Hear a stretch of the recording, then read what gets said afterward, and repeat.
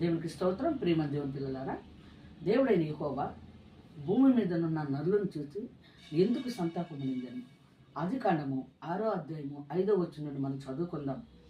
నరుల చెడుతనము భూమి మీద గొప్పదనియు, వారి హృదయం యొక్క తలంపులలోని ఊహ అంతయు ఎల్లప్పుడూ కేవలం చెడ్డదనియు యెహోవా చూచి తాను భూమి మీద నరులను చేసినందుకు యెహోవా సంతాపమునుంది తన హృదయంలో నొచ్చుకొనెను.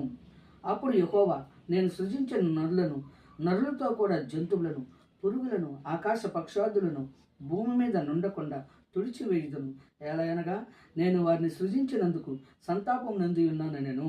అయితే నోవాహు యెహోవా దృష్టి యందు కృప పొందినవాడాయను. నోవాహు వంశావళి ఇదే. నోవాహు నీతిపరుడును, తన తరములో నిందారహితుడై ఉండెను. నోవాహు దేవునితో కూడా నడిచినవాడు. షేము, హాము, యాపే తన 3 కుమారులను నోవాహు కనెను.